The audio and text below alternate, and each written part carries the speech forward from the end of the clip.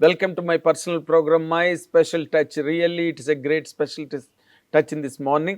ఎందుకంటే ఇప్పుడు మాతో పాటు ఉన్న ఈ గెస్ట్ లేదా మనతో పాటు ఉన్న ఈ గెస్ట్ హిట్ టీవీ ఇంటర్వ్యూని కన్సిడర్ చేసి ఈ రోజున టైంని స్పేర్ చేసిన ఈ గెస్ట్ ఒక సంచలనాత్మకమైన వ్యక్తి. వ్యవస్థలో అతి చిన్న పరమాణు స్థాయి నుంచి ప్రారంభమై అత్యున్నత స్థితికి చేరుకుని కూడా ఎప్పుడూ కూడా తనదైన సంస్కారాన్ని తనదైన సంస్కృతిని ఎక్కడా వదిలిపెట్టకుండా అనుబంధాలని పక్కన పెట్టకుండా ఎప్పటికప్పుడు తను అత్యంత వినూత్నంగా తాజాగా ప్రజెంట్ చేసుకునే ఈ వ్యక్తి పేరు అటు రాజకీయాల్లోని పాపులర్, యువతల సినిమా ఇండస్ట్రీలోని పాపులర్, అటు ఫ్రెండ్ సర్కిల్స్ అన్నిట్లోని అతను అత్యంత ప్రీతిపాత్రమైన మనిషి. ఆ వ్యక్తి ఎవరో కాదు, he's none other than Bandla Ganesh బాబు. ఇప్పుడు మనతో పాటు ఉన్నారు. Let us really welcome him with both the hands. Good morning అన్నయ్య. గుడ్ మార్నింగ్ అన్నయ్య. గుడ్ మార్నింగ్ గణేష్ బాబు. నేను నువ్వు హిట్ టీవీలో చేస్తున్నావు, సూపర్ హిట్ టీవీలో చేస్తున్నావు, దేంట్లో నాకు తెలియదు. నిజంగా నేను ఇప్పుడు మీరు చెప్తే వింటున్నాను.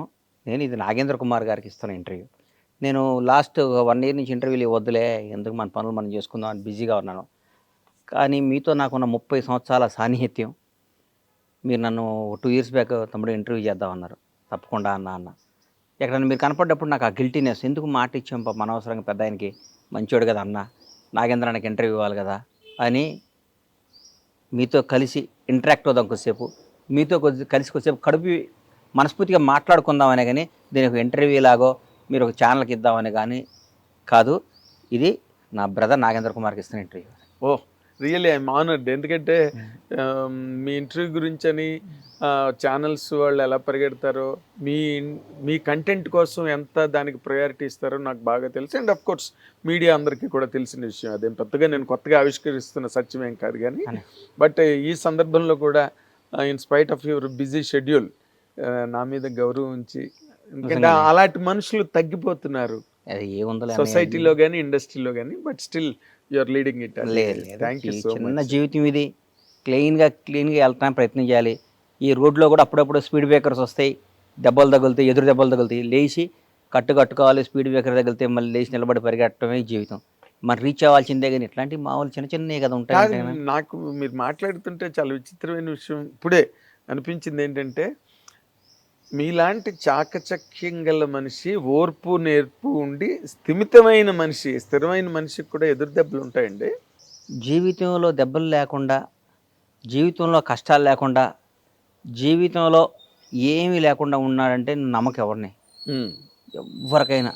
ఆఖరికి బ్యాంకులో వర్క్ చేసుకున్న ట్రక్ దగ్గర నుంచి, పాపం ఆర్టీసీ కండక్టర్ గారి దగ్గర నుంచి చిన్న పని ఆడి సమస్యలు ఆడుకుంటాయి. ముఖేష్ అంబానీ సమస్యలు ముఖేష్ అంబానీకి ఉంటాయి, అదానీ సమస్యలు అదానీకి ఉంటాయి. సమస్య లేదు, నేను చాలా హ్యాపీ అండి, నేను పొద్దున్నే లేస్తానండి, వాకింగ్ చేస్తానండి, టీవీ చూస్తానండి, పేపర్ చదువుతానండి, రామకోట రాసుకొని పడుకుంటానండి.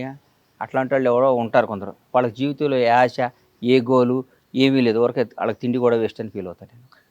అంతేకన్నా ఎందుకు జీవితం పుట్టినాక ఏదో ఒకటి చేయాలి కదా.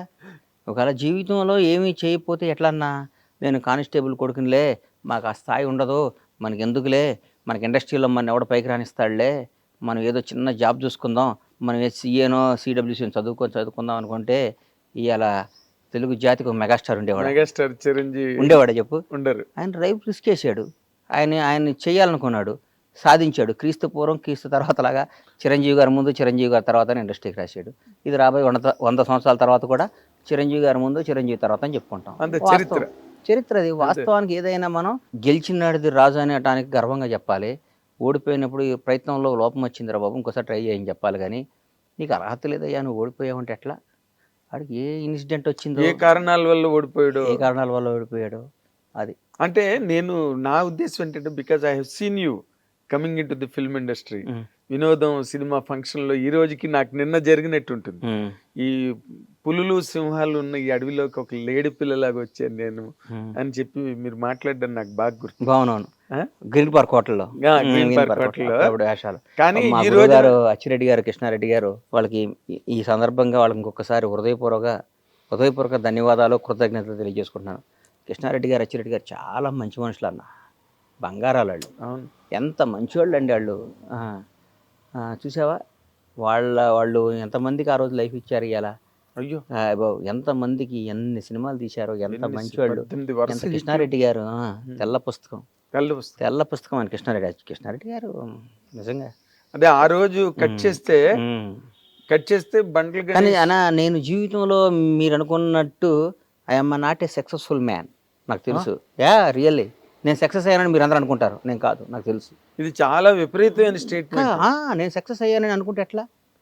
నాకు ఇంత చిన్న వయసు కాదు, ఐఎమ్ 51. 51 ఏళ్ళకు కూడా ఇంకా జీవితంలో మనం ఇంకా గమ్యం జారలా, ఏమవుతామో తెలియట్లే. ఇంకా ముందు 100 సవాళ్ళు ఇన్ని పెట్టుకుంటే సక్సెస్ ఎట్లా? సక్సెస్ఫుల్ మనుషులు వేరు. సక్సెస్ అయ్యారంటే ఈరోజు ఒక అచీవర్స్, ఒక చిరంజీవి గారు కానీ, ఒక చంద్రబాబు నాయుడు గారు కానీ, ఒక రేవంత్ రెడ్డి గారు కానీ, పవన్ కళ్యాణ్ గారు కానీ, మా బాస్ పవన్ కళ్యాణ్ గారు కానీ, వీళ్ళందరూ సక్సెస్ఫుల్ మనుషుల జీవితంలో. నేను ఎట్లవుతా? మనం ఇంకా ఒకరిని యాచించే స్థాయిలో ఉన్నప్పుడు సక్సెస్ అవుతుందని నేను అనుకోనన్నా.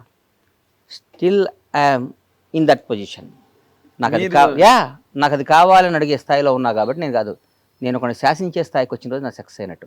ఆ శాసించే స్థాయి నాకు వస్తుంది, నేను శాసిస్తాను. ఏ రంగంలో అంటారు? అన్ని నేను అనుకున్న రంగంలో నాకు ఇష్టం. అంటే సినిమా ఇండస్ట్రీలో మీరు ఆల్రెడీ ఒక స్లాట్ లేదు పవన్ కళ్యాణ్ కదా సినిమా తీస్తే ఏందంటున్నా? అది ఎంతమంది కలవ కదా సినిమా ఇండస్ట్రీ అన్న. ఒకటి గుర్తుపెట్టుకో, పవన్ కళ్యాణ్ అనే ఆయన బండ్ల గణేష్ అనేవాడికి 1 కోటి మంది ఉంటే ఒకరిని సెలెక్ట్ చేసి నాకు అవకాశం ఇచ్చాడు, అయిపోయింది.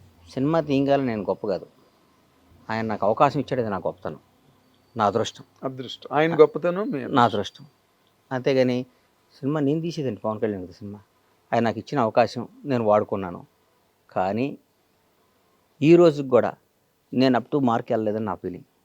నేను కసితో పనిచేయాలి, ఇంకా కష్టపడాలి, పిల్లల్ని బ్రహ్మాండంగా చేయాలి. ఈరోజు ఇండస్ట్రీలో చాలామందిని చూశాను, చాలామంది పిల్లలు సెకండ్ జనరేషన్లో ఎక్కడున్నారు? పెద్ద పిల్లలు సక్సెస్ అవ్వకపోతే మన లైఫ్ ఏంటన్నా? పిల్లలు సక్సెస్ అవ్వకపోతే మన లైఫ్ ఏంటి? కరెక్ట్